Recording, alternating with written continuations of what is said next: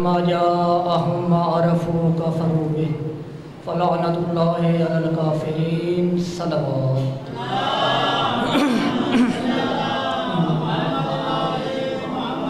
دعائے خلا کے عالم آل محمد کی عزت و عظمت کے صدقے میں ہم سب کی اس عظیم عبادت کو منظور و مقبول فرمائے۔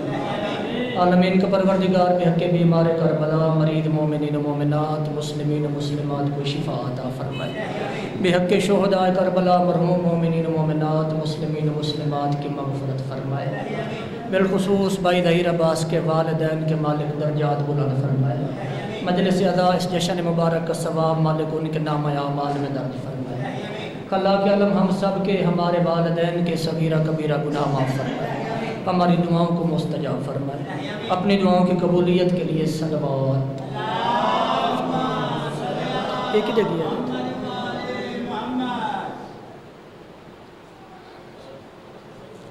اللہ رب العزت نے قرآن مجید میں ارشاد فرمایا، تمہید کا وقت نہیں ہے تو اس لیے آیت کا ترجمہ ہی کرتا ہوں۔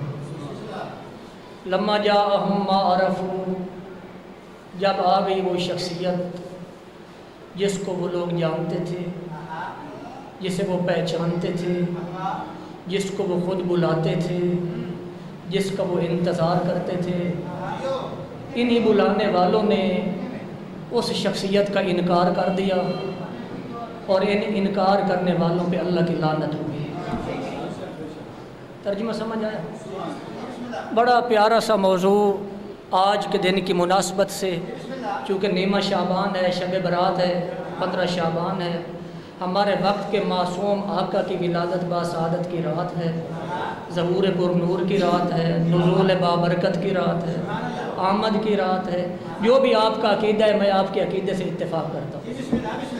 گجراں والے مانتے ہیں کہ ولادت باسعادت ہے تو میں اس سے اتفاق کرتا ہوں۔ گجراں والا کے لوگ کہتے ہیں نہیں ظہور ہوتا ہے تو میں پھر بھی اتفاق کرتا ہوں۔ گجراں والا کے لوگ کہتے ہیں نزول ہوتا ہے تو میں پھر بھی آپ کے ساتھ ہوں۔ گجراں والا کے لوگ کہتے ہیں آمد ہوتی ہے، میں پھر بھی آپ کے ساتھ ہوں۔ اور راضی آج بھی کوئی ناراض بیٹھے، میں آپ کے ساتھ ہوں، چونکہ میرے حساب سے سارے عقیدے ٹھیک ہیں۔ سلامت رہیں آپ، سلامت رہیں۔ اس لیے میں 1 منٹ میں ساری بات کر دیتا ہوں، اس لیے کہ اگر ولادت باسعادت نہ مانی جائے تو شجرہ نسب نہیں بنتا۔ شجرہ تبھی بنے گا جب ولادت باسعادت ہوگی، پھر کوئی ماں بنے گی، کوئی باپ بنے گا، کوئی بیٹا بنے گا، کوئی بیٹی بنے گی۔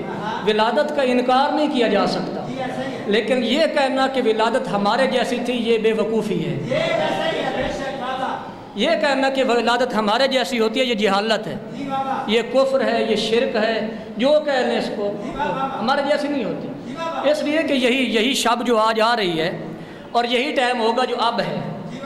جناب حکیمہ خاتون سلام اللہ علیہا، امام محمد تقی علیہ السلام کی بیٹی، امام علی نقی علیہ السلام کی بہن، امام حسن عسکری علیہ السلام کی پھوپھی، یہ بی بی روایت کرتی ہیں کہ 14 شعبان کا دن تھا اور عصر کا ٹائم تھا، تقریباً یہی ٹائم ہوگا جو اب ہے۔ عصر کا ٹائم تھا، میں اپنے بیٹے امام حسن عسکری کے گھر میں تھی۔ میرا ارادہ بنا کہ میں اپنے گھر چلی جاتی ہوں۔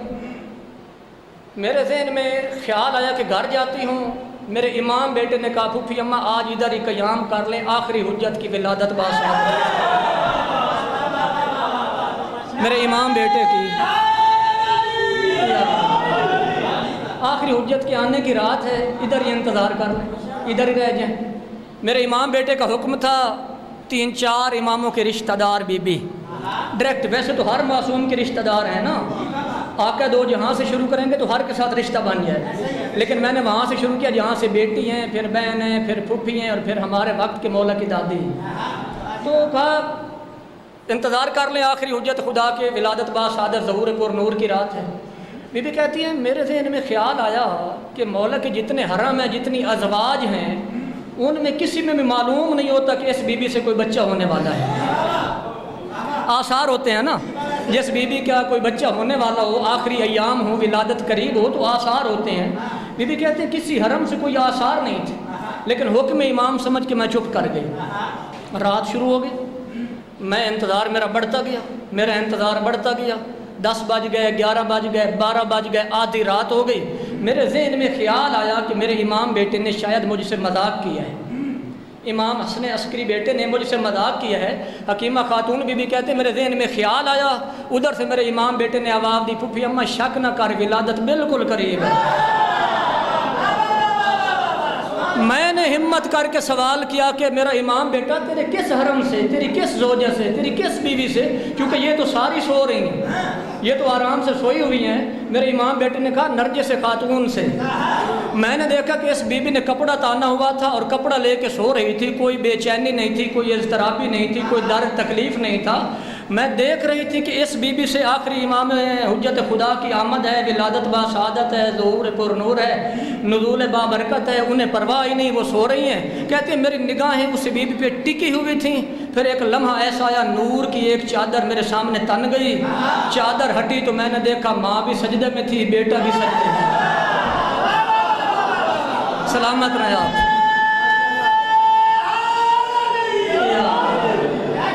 دونوں ماں بیٹے نے راز الہی میں سے راز ہوتی ہے ان کی ولادت با سعادت، ہمارے جیسی نہیں ہے، لیکن ولادت کا انکار بھی نہیں کیا جا سکتا، چونکہ ماں تب ہی بنے گی جناب نرجس خاتون جب بیٹا ہوگا تو۔ بہرحال یہ ایک الگ موضوع ہے، آگے چلیں گے۔ آ گئی وہ شخصیت جس کو پہچانتے تھے، جس کو جانتے تھے، جس کا انتظار کرتے تھے، جس کے آنے کی دعائیں مانگتے تھے۔ جب وہ آ گئی شخصیت تو انہی بلانے والوں نے انکار کر دیا اور اللہ کی لعنت کے حقدار ٹھہرے۔ یہ قرآن کی آیت ہے، قرآن کسی ایک دور کی کتاب نہیں ہے، قرآن آدم سے پہلے کی کتاب ہے، قرآن قیامت کے بعد تک کی کتاب ہے۔ یہ نہیں ہے کہ ہمارے نبی کی کتاب ہے، آئی ہمارے نبی پہ ہے لیکن آدم سے پہلے کی ہے۔ چونکہ آدم علیہ السلام سے پہلے کی کچھ باتیں اگر قرآن میں آ جائیں، جہاں آدم کو بنانے کی اللہ ملائکہ سے بات کر رہا ہو تو اس کا مطلب ہے آدم سے پہلے کی۔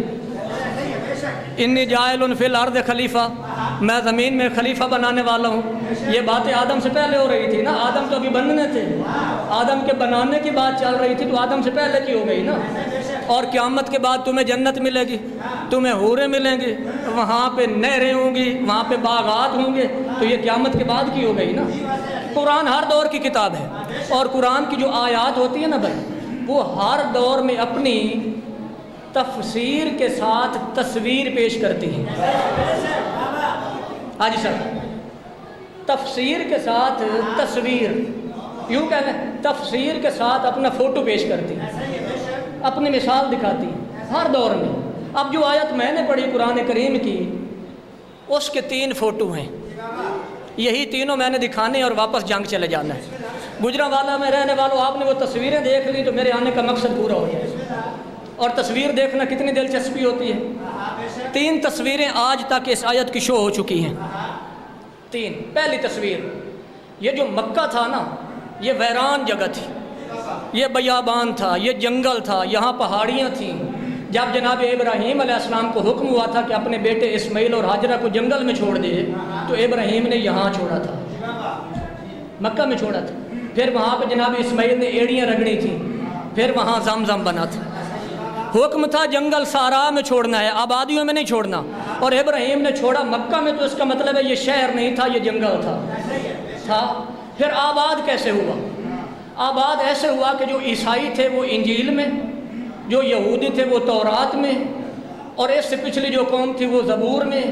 وہ نشانیاں پڑھتے تھے کہ ایک اس طرح کا علاقہ ہوگا، کھجوروں کے باغات ہوں گے، وہاں چھوٹی چھوٹی پہاڑیاں ہوں گی، جنگل ہوگا، بیابان ہوگا، اس میں اللہ کا آخری نبی تشریف لے آئے گا، آخری حجت خدا، آخری نبی، خاتم الانبیاء اس سرزمین پہ تشریف لے آئے گا۔ اور وہ جو نبی ہوگا نا، اس کی امت بنی اسرائیل کے نبیوں سے افضل ہوگی۔ وہ سردار انبیاء جو ہوگا نا، اس کا کلمہ پڑھنے والے، اس کی اطاعت کرنے والے پہلے زمانے کے نبیوں سے بڑا مقام رکھتے ہوں۔ یہ لالچ جو تھا نا کہ اس نبی کا کلمہ پڑھ کے اس کے امتی بن جائیں گے، اور اس کے امتی بن کے پھر پہلی امتوں سے افضل امت قرار پائیں گے، یہ لالچ انہیں اپنے علاقوں سے علاقے چھڑوا کے مکے لے آیا۔ جنہیں تاریخ سے پیار ہے، انہوں نے وطن چھوڑے، وہ نشانیاں تورات، زبور، انجیل میں پڑھی، پہاڑیاں ہوں گی، جنگل ہوگا، صحرا ہوگا، اللہ کا گھر ہوگا وہاں پہ، یہ وہ سارا، وہاں آخری نبی آئے گا۔ ہم وہاں پہ ڈیرے لگا لیتے ہیں اور پھر وہاں جب وہ نبی آئے گا ہم اس کا کلمہ پڑھیں گے، ایمان لے آئیں گے تو ہم آخری امت بن جائیں گے، باقی ساری امتوں سے افضل ہو جائیں گے۔ بھائی وہ اپنے علاقے چھوڑ کے ہجرت کر کے مکے آنے لگے، مکہ شہر بننے لگ گیا۔ اچھا پھر آ گئے نا جتنے سفید داڑھی والے بیٹھے ہیں بابے، پھر آ گئے نا مکہ میں گھر بنا لیے، پھر دعا مانگتے تھے میرا اللہ اس وقت تک موت نہ دینا جب تک میرا آخری آقا آ نہ جائے، کیونکہ میں نے اس کے لیے وطن چھوڑا، میرا اللہ میں نے اس کے آنے کے لیے وطن چھوڑا، کلمہ پڑھنے کے لیے اپنے رشتہ دار برادری چھوڑی، وسیب چھوڑا، اپنا ضلع جنگ چھوڑا، یہاں آ گیا اور پھر اس کے آنے سے پہلے مر جاؤں تو مزہ تو نہ آیا، فضول گئی۔ مولا اتنی مہلت دینا کہ آخری نبی آئے تو میں زندہ ہوں، اور پھر دعا مانگتے تھے میرے اللہ اس نبی کو جلدی بھیج دے، میرے التجائیں کرتے تھے، منتے مانتے تھے اس نبی کو جلدی بھیج دے، میری زندگی میں بھیج دے، میں اس پہ ایمان لے آؤں، اور میرا اللہ اس سے بڑا احسان کرنا اگر اس کے آنے سے پہلے مر جاؤں نا مجھے قبر سے اٹھا لینا، اس کی زیارت نصیب کر دینا۔ پچھلے دوست بات سمجھ رہے ہیں آپ، اس نبی کی آمد پہ مجھے قبر سے اٹھا لینا، اصحاب کہف کو بھی تو اٹھا لیا تھا، میرا اللہ تیرے لیے مشکل نہیں ہے، مجھے قبر سے اٹھا کے پھر لے آنا، اصحاب کہف کو بھی تو اٹھا لیا تھا 310 سال بعد، اصحاب کہف 310 سال کے بعد اٹھے تھے، 309 سال ختم ہو گئے تھے، 10واں سال شروع تھا، مالک اٹھا لینا۔ اچھا اس طرح کی دعائیں مانگتے تھے۔ پھر جب وہ آقا دنیا میں آ گئے، وہ کلمے والا نبی جب دنیا میں آ گیا، انہی انتظار کرنے والوں نے کہا تو مشرک ہے، تو جادوگر،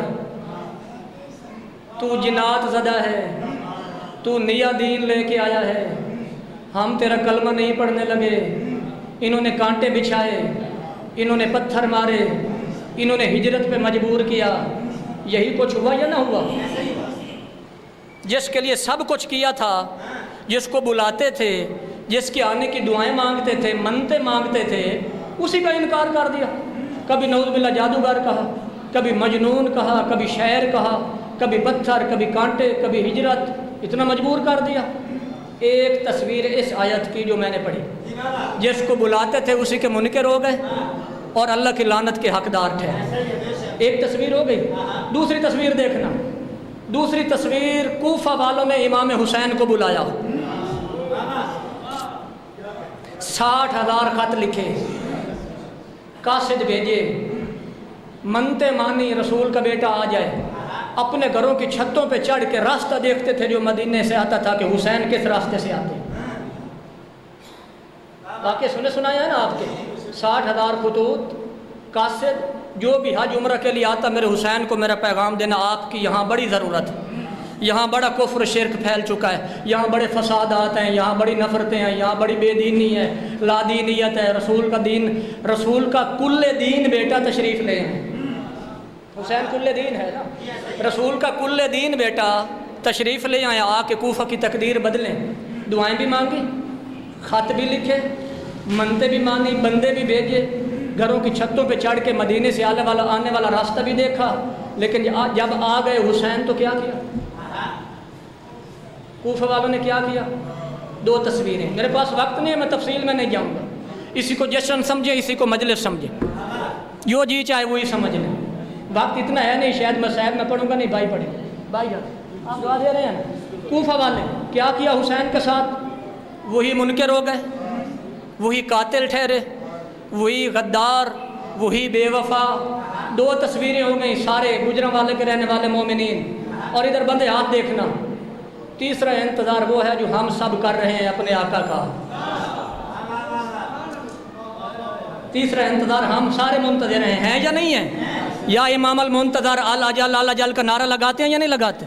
اللہم کل ولیک الحجت ابن الحسن پڑھتے ہیں یا نہیں پڑھتے؟ پڑھتے ہیں، انتظار کر رہے ہیں نا۔ حسرت بھی ہے مولا کا دیدار ہو جائے، مولا کا ظہور ہو جائے، میں آنکھوں سے ان گناہگار آنکھوں سے زیارت کروں، اور عقیدہ رجت بھی ہے مولا مر جاؤں تو قبر سے اٹھا کے اپنی زیارت کروا دیں۔ تیسرا انتظار ہم کر رہے ہیں، 2 انتظار پیچھے گزرے، تیسرے میں ہم ہیں۔ اب دیکھنا پہلے جو 2 انتظار تھے انہیں بلانے والوں نے انکار کیوں کیا؟ وجہ تلاش کرنی ہے کہ وہ منکر کیوں ہوئے۔ جنہوں نے اپنے وطن چھوڑے ان کے لیے کہ وہ آئیں تو ہم ایمان لے آئیں، کل کو منکر کیسے ہو گئے؟ جس وجہ سے وہ منکر ہو گئے، پہلے مکے والے جس وجہ سے منکر ہو گئے، اگر وہ وجہ ہمارے درمیان بھی ہے تو ہم یقین کرو اپنے مولا کا انکار کرنے والے ہیں۔ ٹھیک ہے دبیاں بھائی وہی وجہ ان میں اگر مکے والوں میں وہی فالٹ اور عیب تھا اور ہم میں بھی پایا جاتا ہے وہی عیب، تو پھر یقیناً ہم ان کے رونے والے اور اللہ کی لعنت کے حقدار بننے والے ہیں۔ تیار رہو۔ اور اگر جو وجہ مکہ والوں میں تھی وہ ہم میں نہیں ہے تو پھر مبارک ہو، پھر مولا کے ساتھی بننے والے۔ پھر دیکھیں گے کوفہ والوں کو کہ کوفہ والوں نے بلایا، خط لکھے قاصد، اور پھر انکار کیا۔ انکار کیوں کیا؟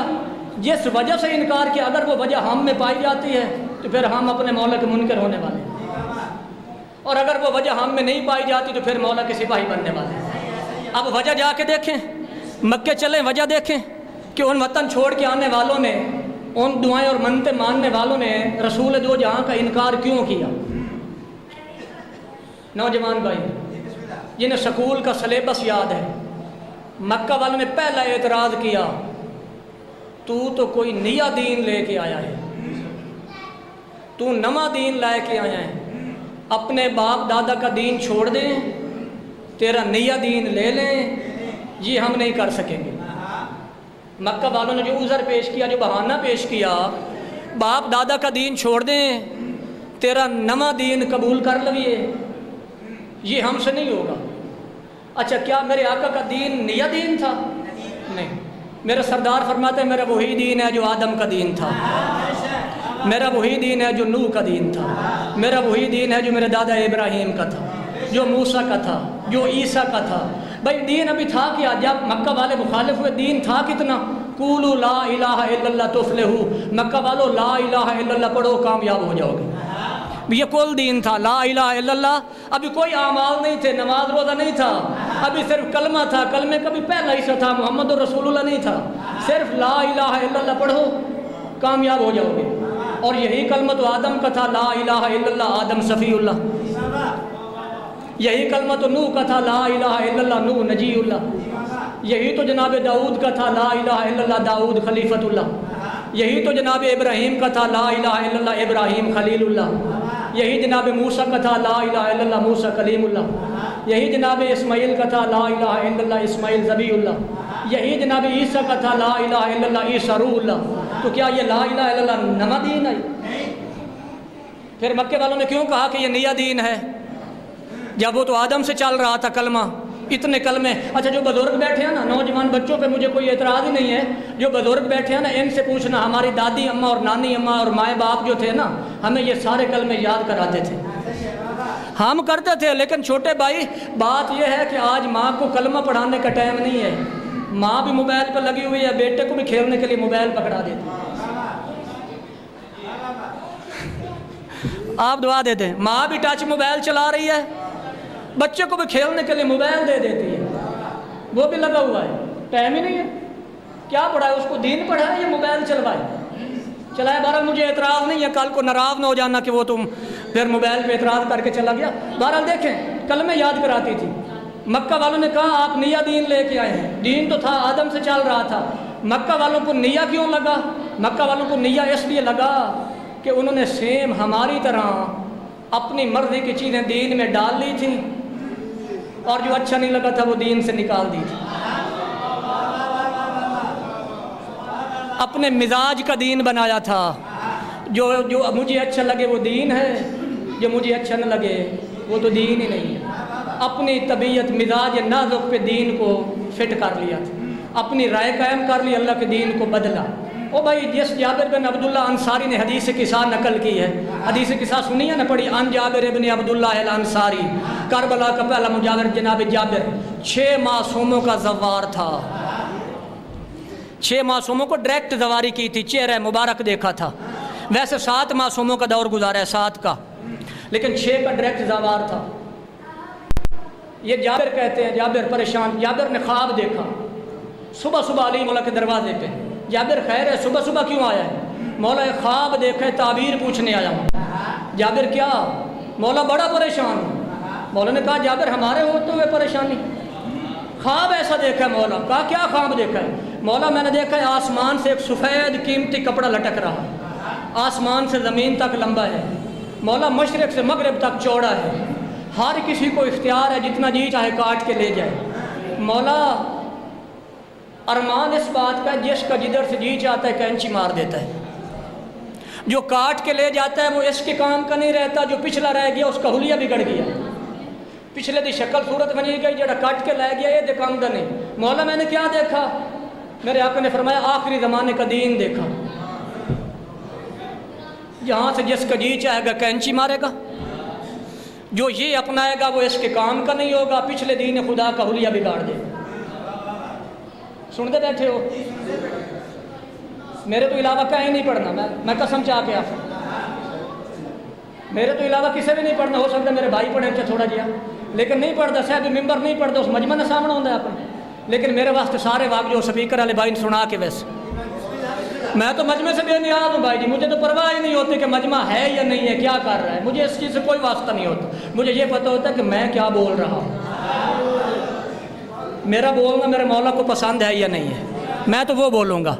انہوں نے دین خدا بدلا، دین خدا بدلنے کی وجہ سے اصل دین کے منکر ہو گئے، کہا تو نیا دین لے کے آیا، ہم تیرے کلمہ نہیں پڑھنے لگے۔ اب انصاف سے بتانا، جو ڈھول ڈمکے لے کے میں امام بارگاہوں میں مولا کا جشن منانے آ گیا ہوں، میرے بار میں آقا کا یہی دین ہے، میرے بار میں مولا کا یہی دین ہے۔ اگر میرے مولا آ کے روکیں، سنو یہ میرے حسین بابا کا گھر ہے، اس میں بدتمیزی نہیں کرنی، تو پھر کیا کہو گے؟ مولا ڈھول ہی نہیں بگاوڑ دیں دے، تو ساتھ نواں دین لائے کے آ گئے۔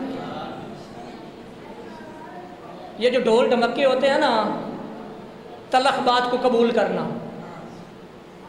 ایک شریف النفس آدمی علامہ نہ بھی ہو، مولانا نہ ہو، اس سے کبھی پوچھ لینا، وہ کہے گا ایک کنجران لکام میں، گھر بیٹھ کے سوچ لینا، جو گھر میں بیٹھے ہیں ان سے مشورہ شام کو کر لینا۔ میری مائیں بہنیں بیٹھی ہیں بزرگ، کہہ کہ یار ایک کنجران لکام شروع کی تھی کھلن۔ اچھا مجھے بتاؤ، میرے بار میں مولا کے ظہور کا آج اعلان ہو جائے، آگے ڈھول ڈمک کے لے کے استقبال کے لیے پہنچ جائیں گے؟ تیرا ضمیر کیا کہتا ہے؟ تیرا ضمیر کیا کہتا ہے؟ میرے بار میں مولا آ جائیں اور ہمیں بلاوا آ جائے، آ جاؤ وقت کے تمہارے امام کا ظہور ہو گیا، تیرے مولا کا ظہور ہو گیا، کیا کریں گے؟ استقبال کے لیے ڈھول ڈمک کے لے کے دوڑیں گے، بینڈ باجے لے کے دوڑیں گے، ساتھ دریس پارٹی اور جمر پارٹی لے کے دوڑیں گے؟ کیا تیرا ضمیر کیا کہتا ہے؟ تیری غیرت کیا کہتی ہے؟ اچھا کسی کی شادی ہو نا بابا جی، کسی کی شادی ہو نا، وہ محلے کے لڑکوں کو کیا کہتا ہے؟ آؤ یار جٹ کوئی شغل تماشا بناتے ہیں، ایسے ہی ہوتا نا، آ جاؤ یار تھوڑی دیر شغل تماشا۔ کیا شغل تماشا؟ ڈھول بجواتے ہیں، تھوڑی جمر دریس مارتے ہیں، وہ شغل تماشا امام بارگاہ میں لے آیا، وہ مولا کے جشن کے نام پہ لے آیا۔ اور یہ جو ویلے تو پھینکتا ہے نا، یہ میلے کھاڑے پہ وہ ناچنے والوں پہ پھینکی جاتی تھی، آج جس کے اوپر پھینک رہا ہے نہ تجھے وہ روکتا ہے، اور نہ تجھے غیرت روکتی ہے، نہ تجھے تیرا ضمیر روکتا ہے، اور تو اس کو مولا کی خوشی کا نام دے کے کنجر نچوا رہا ہے مولا کے گھر میں۔ میرے کسی مولا کی کوئی ملتی ہے روایت ایسے کہ میرے مولا کے کسی بیٹے کی ولادت پہ یہ آل محمد کی خوشی کا انداز ہو؟ یہ انداز یزید کی فوج نے اپنایا تھا کربلا میں سادات کو اجاڑنے کے بعد۔ میں نے مسائب نہیں پڑھنا، بات یاد دلا رہا ہوں، یہ کنجر نچائے تھے حسین کے لوٹے ہوئے قافلے کے سامنے شام والوں نے، یہ ڈول ڈمکے بجائے تھے شام کے رہنے والوں نے۔ آل محمد کے گھرانے میں ان چیزوں کا تعلق نہیں ہے، تو دین بنا کے پھر رہا ہے کہ میں مولا کی خوشی منا رہا ہوں۔ اچھا مجھے تعجب ہوتا ہے، کبھی کبھی کہتے ہیں نہیں نہیں نہیں نہیں یار یہ جشن کا ماحول ہے، ڈھول بینڈ باجی اور وہ سارے بجانے ہیں، امام بارگاہ کے باہر گیٹ پہ گلی میں بجا لیتے ہیں۔ کبھی اپنے ساتھ انصاف کرنا، جو کام تو امام بارگاہ میں نہیں کر سکتا اس کو جائز سمجھتا ہے؟ اللہ کی ذات تینوں صحت و سلامتی عطا، مولا تجھے بچوں کی خوشیاں نصیب کر۔ اگر تو حق بات کی تائید کرتا ہے، مولا قیامت میں تجھے حق پرستوں میں سے شمار کرے، آپ سب کو۔ لیکن بات یہ ہے کہ ابھی دیکھنا، مولا کا جشن ہے، 15 شعبان ہے، پیچھے 3 شعبان گزرا، پیچھے 13 رجب گزرا، پوری اپنی قوم کی حالت دیکھ۔ اور اس سے بڑا جملہ ارمان کا کہنے والا ہوں، یہ پرسوں کی بات ہے، وہ بلاول بھٹو زرداری صاحب سے سپیکنگ مسٹیک ہو گئی، زبان لڑکھڑا گئی، اس نے ایک جملہ کہہ دیا، کام پہ ٹانگ رہی ہے، کہہ دیا اچھا شغل تماشا سوشل میڈیا پہ بن گیا، دفعہ کرو محلہ داری میں بن گیا، تیرے ذاکر قاضی صاحب اسے مولا کے ممبر پہ لے آئے، تیرے مولا کا اخلاق یہی اجازت دیتا ہے؟ اب قاضی صاحب کا قصیدہ یوٹیوب پہ سن لینا کہ وہ مولا کے ممبر پہ قصیدہ پڑھ رہے ہیں، کہاں پہ ٹانگ رہی ہیں. یہی تیرا معیار سماعت ہے،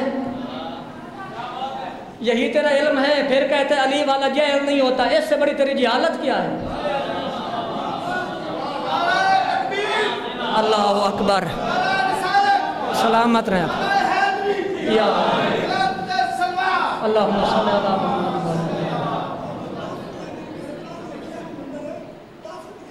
ہاں میں گزارش کرتا ہوں. اب دیکھیں شغل تماشا تھا، ان کا دھرنا تھا، عدم اعتماد تھا. زبان کسی کی بھی پھسل سکتی ہے. میں کوئی سیاسی گفتگو نہیں کر رہا ہوں، نہ اس کو سپورٹ کر رہا ہوں. میں اس کے تقدس کی بات کر رہا ہوں کہ یہ کس مولا کا دیا ہوا علم ہے کہ یہاں قصیدہ پڑ جائے کہاں پہ ٹانگ رہی ہے. یہ تیری کمزوری ہے، ورنہ وہ 60-70 ہزار لے کے تجھے یہ جہالت میں سکھاتا. یہ بانی کی کمزوری ہے، یہ تیرے سننے والے کی کمزوری ہے کہ اس کی اس چگل پہ تو نہیں اٹھ کے پیسے پھینکے.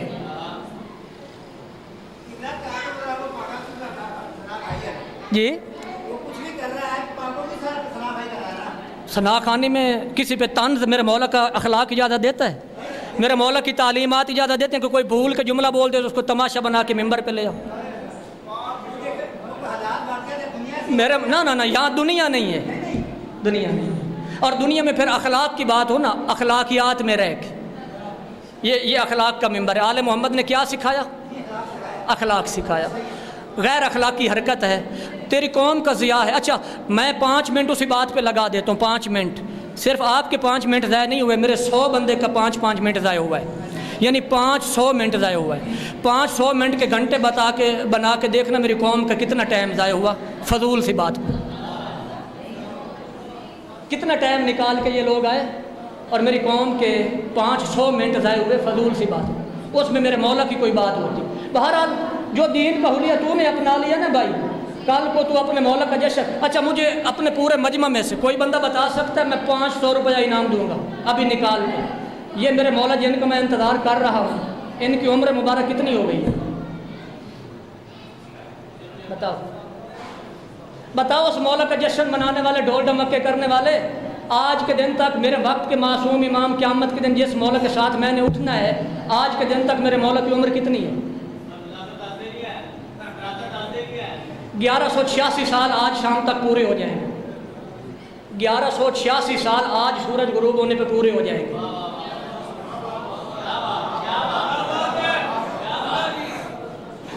حاجی صاحب 1186 سال آج شام تک پورے ہو جائیں گے. کل جو دن طلوع ہوگا وہ میرے مولا کے 1186 سال پورے ہونے کے بعد آگے 87 شروع ہوگا. یہ میرے مولا کا ممبر ہے. اپنے وقت کے معصوم کی معرفت، مجھے اس چیز سے کوئی اعتراض نہیں. آپ نے اپنا پیسہ دینا ہے، انہوں نے لینا ہے، ٹھیک ہے، آپ کے مقدر کی بات ہے. ویسے مجھے ارمان ہے. اور غیبت میں گئے ہوئے میرے مولا کو 1181 سال ہو گئے. 5 سال کے تھے جب غیبت میں چلے گئے. 1181 سال سے میرے مولا کے مومن اپنے مولا کا انتظار کر رہے ہیں، اور ہم بھی کر رہے ہیں. اور جو انداز ہم نے اپنایا، اچھا انصاف سے بتانا، جو ماحول میں نے اور جو کردار اور تربیت میں نے اپنا لی ہے، مجھے اپنے وقت کا بھی لحاظ ہے، لیکن کیا کروں، موضوع ہی ایسے ہے. یہ موبائل ہے نا، میں اپنی بات کرتا ہوں، چلو یہ تو چھوٹا ہے نا، اس میں موبائل ہے نا، جس مولا کے آنے کی میں صبح شام دعائیں مانگتا ہوں نا، اور نعرے لگاتا ہوں نا، اور 15 شعبان آج شام کو رات کو عریضیں لکھوں گا نا، میری حالت یہ ہے کہ اگر میرے مولا مجھ سے 2 منٹ کے لیے موبائل مانگے نا، میں کھلے کوڈ کے ساتھ اپنے مولا کو موبائل نہیں دوں گا. چونکہ جو کچھ اس میں ہے نا، میرے مولا اسے دیکھ کے برداشت نہیں کریں گے. کیا کون بندہ ہاتھ کھڑا کر کے کہہ سکتے نہیں میں اپنے موبائل مولا کو لاکھ کھول کے دے دوں گا؟ نہیں، میں ویسے بات کر معاشرے کی مثال دے رہا ہوں نا. یعنی میرا کردار کیا ہے، میں نے اپنے مولا کے لیے تیاری کتنی کی ہے کہ میرے مولا مجھ سے موبائل مانگتے ہیں تو میں کوڈ لگا کے دوں گا. ویسے تو ٹھیک کہہ رہے ہیں بھائی، وہ ہمارے موبائل کے محتاج نہیں ہے، بولیں گے ان کی آواز مبارک کو ہوا پوری کائنات پہ پھیلا دے. لیکن میں یہ کہہ رہا ہوں کہ اگر میرے مولا مانگ لیتے ہیں 2 منٹ کے لیے، تو میں تو 4 لاکھ لگا کے رکھتا ہوں. بابا نہ دیکھ لے، امی نہ دیکھ لے، کوئی دوسرا نہ دیکھ لے. میری حالت یہ کھڑی ہے، تربیت کی یہ حالت ہے کہ 2 منٹ کے لیے اپنے مولا کو موبائل نہیں دے سکتا، اور باقی سارا تماشا جو میرا جی چاہتا ہے میں کرتا ہوں. بہرحال دین خدا بدلا، اس وجہ سے منکر ہو گئے. تو کوئی نیا دین لے کے آ گیا ہے، اپنی مرضی کا دین بنایا، اصل دین کو مسخ کیا. اصل دین کو بلایا، اپنا ترتیب سے اپنے ذہن کے مطابق دین بنایا، رسول خدا کے منکر ہو گئے، اللہ کی لعنت کے حقدار ٹھہرے۔ کوفہ والوں نے امام حسین کو بلایا، بس آخری بات کرتا ہوں، اتنی ہو گئی تو بس بڑی ہے۔ کوفہ والوں نے بلایا امام حسین کو، منکر کیوں ہو گئے؟ کوفہ والے منکر کیوں ہو گئے؟ دو چیزوں کی وجہ سے۔ ایک تو راتوں رات اشرفیوں، روپے پیسے سونا چاندی کے سکے گھر گھر پہنچا دیے گئے، گھر گھر پہنچے، پیسے کی تھیلیاں گھر گھر، تو یہ پکڑ 100 درہم 100 دینار، صبح کربلا نہیں جانا حسین کی مدد کے لیے، وہ اس نے 100 دینار جیب میں ڈالا، مجھے کیا ہے میں نہیں جاؤں گا، 100 اشرفی مل گئے۔ پیسوں پہ بک گئے کوفہ والے، اور پھر دیکھا ابن زیاد نے جو پیسے پہ نہیں بکے ان کو ڈرایا، مار دیں گے، تمہارے گھر جلا دیں گے، تمہارے بچے تنور میں پھینک دیں گے، خبردار اگر کربلا حسین کی مدد کے لیے گیا۔ وہ ڈر کے گھر بیٹھ گیا، نہیں نہیں نہیں نہیں، حسین کے ساتھ جو ہوتا ہے ہونے دو، میں تو اپنے بچے نہیں مروا سکتا، میں حق کے امام کی مدد نہیں کر سکتا، میں حق کے امام کا ساتھ نہیں دے سکتا۔ یہ دو وجہ تھی، گجرانوالہ کے رہنے والوں مومنین، یہ دو وجہ تھی۔ پہلی لالچ دنیا کا، ضمیر بیچ دیا، کوفہ والوں نے ضمیر بیچا، بک گئے، روپے پیسے پہ بک گئے، سونے چاندی پہ بک گئے۔ جو یہاں قابو میں نہ آیا اسے کہا تجھے فلاں علاقے کی حکومت دیں گے، گورنر بنائیں گے، وہاں پہ بادشاہ دیں گے، بڑے بڑے لالچ دیے، بک گئے۔ جو نہ بکے انہیں ڈرا دیا۔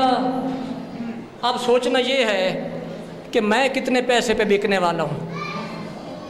بھائی جان مثال سننا، مجھے دیکھنا، یہ رومال ہے، 100 سے زیادہ نہیں ہے، دیکھنا یہ رومال ہے، 100 سے زیادہ نہیں ہے، اس کو چھوڑ دیتے ہیں، یہ 7-8 ہزار کا ہے۔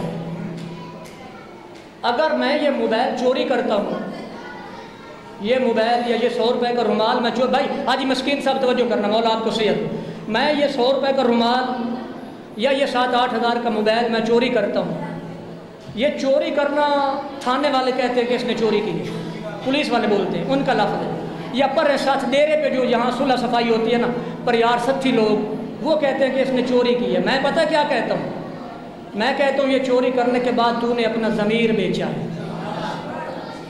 تو نے اپنی غیرت بیچی ہے، تو نے اپنی حمیت بیچی ہے 100 روپے کا رومال چوری کر کے، تو نے اپنا ضمیر بیچا ہے۔ اب دیکھنا، جس کے ضمیر کی قیمت 100 روپیہ ہو، اس کے گھر 1 لاکھ روپے کا چیک رات کو دیا جائے کہ صبح اپنے مولا کی مدد کو نہ جانا۔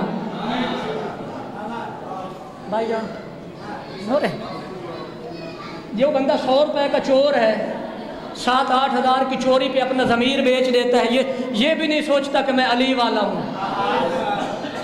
یہ بھی نہیں سوچتا میں حسین کا ماننے والا ہوں، یہ مجھے زیب نہیں دیتا۔ 100 روپے پہ بکنے والا، 7-8 ہزار کے موبائل پہ بکنے والا، 1 لاکھ روپے کا چیک کاٹ کے راتوں رات اس کے گھر دے دیا جائے کہ صبح تیرے 12ویں امام نے تجھے بلانا ہے، نہ جانا، وہ جائے گا؟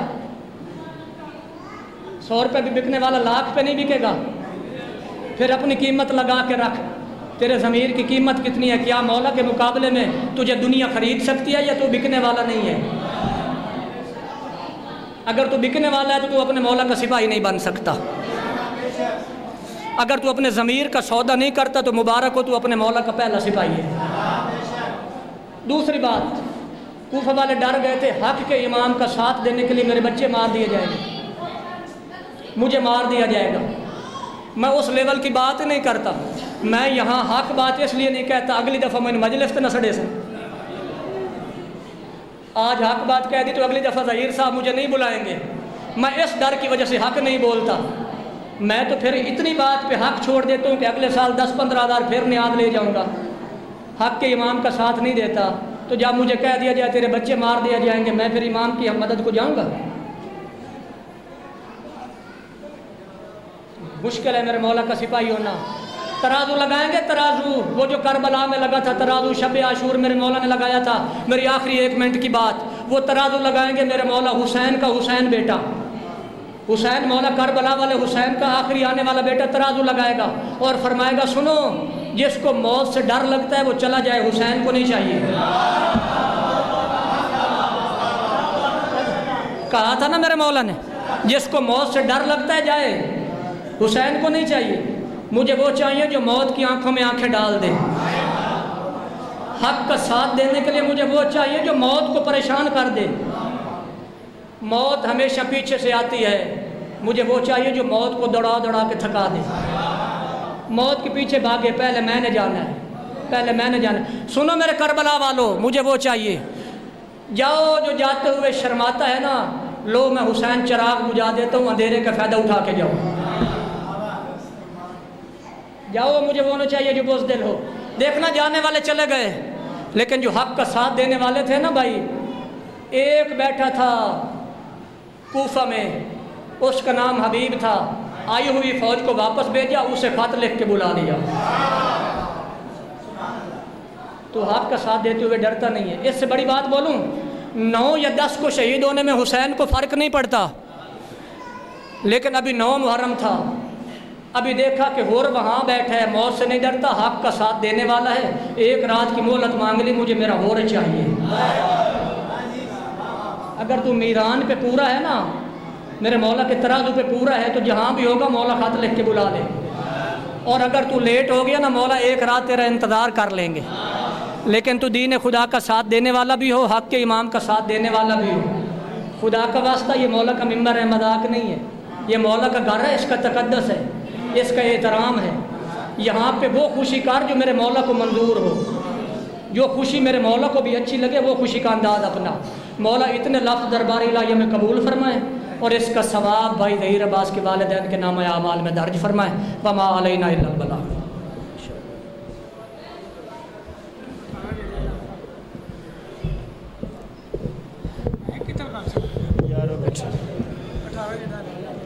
بر محمد و آل محمد صلوات۔ ایک اعلان مجلس سماعت فرمائیں۔ 31 مئی 18 جیٹھ اسی مسجد امام بارگاہ مسافر شام میں بسلسلہ شہادت حضرت امام حسین علیہ السلام کے حوالے سے بہت بڑی مجلس پاک کا اہتمام کیا گیا، جس